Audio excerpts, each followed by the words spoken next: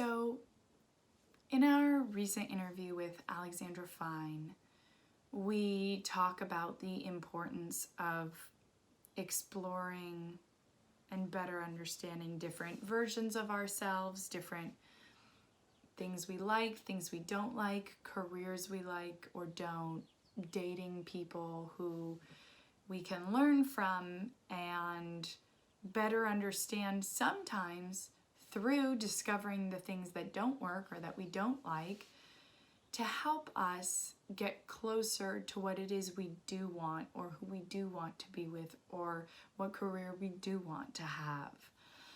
And throughout this, the idea of contradiction comes up and how, having certain different versions of ourselves somehow can feel like a contradiction sometimes if we're, have certain characteristics or personality when we're with one person and are a bit different with another person, but how that's okay in cases where, if that's an authentic characteristic or personality trait that you have, of course, a different person might bring out a different part of you and another one, might bring out the same part of you, but in a different way. Of course, those are different people and they have different perceptions of who you are. And that is fine as long as that feels authentic. I think the contradiction or cognitive dissonance sometimes comes from us not being authentic to ourselves. And that is where that discomfort comes from.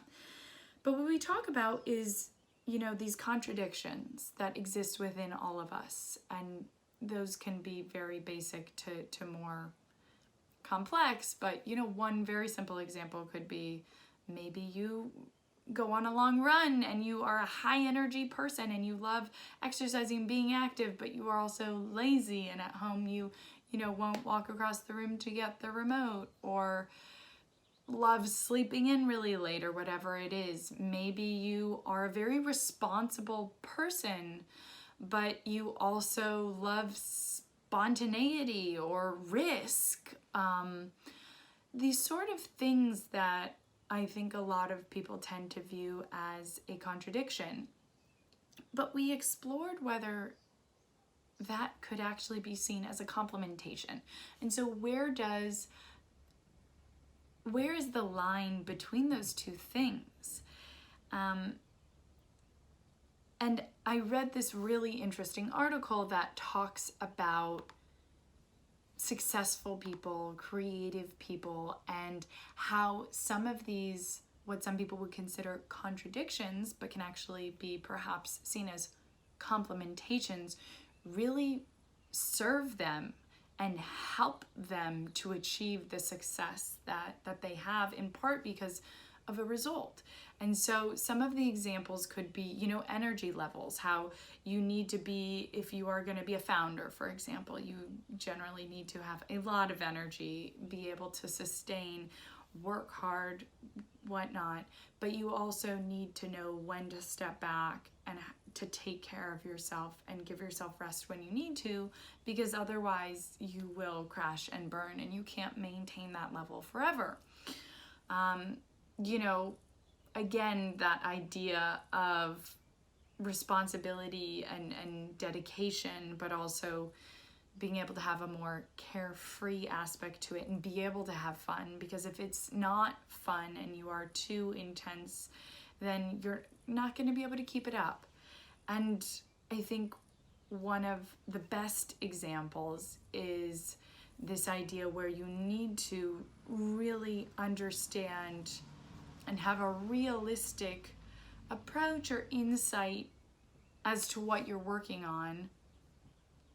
But you do also need to have a certain naivety and kind of be able to have those blinders, or perhaps the opposite of blinders, be able to see the world as this oyster where anything is possible and dream big and go after this huge goal, all whilst also being in touch with reality, knowing how to deal with certain problems, knowing how far is too far to take things, what projects you can actually take on and how you can realistically, grounded, go about, you know, walking on the earth and dreaming in the stars at the same time.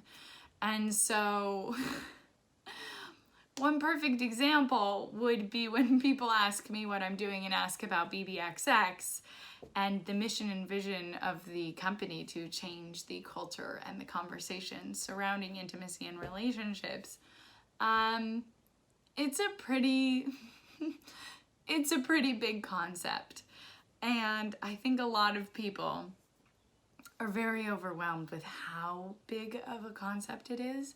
And I think I could, when I am reminded of that, or when I do sit to think about it, I would definitely be included in that. But I really don't take the time to sit and wonder how huge and how impossible this goal is, because then I would just be afraid every single day and I would think that there's no use in going after this goal.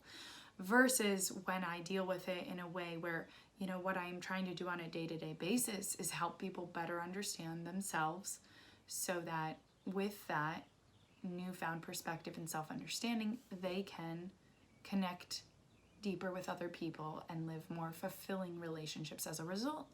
And that is completely achievable. And I think, you know, if that seems like a big goal, we are severely underestimating ourselves and the power of knowledge. And so I would invite all of us to, in the same way, see if we're underestimating ourselves or overestimating the negativity of these contradictions, and think about, make a list of them. What contradictions do you have? Do you feel?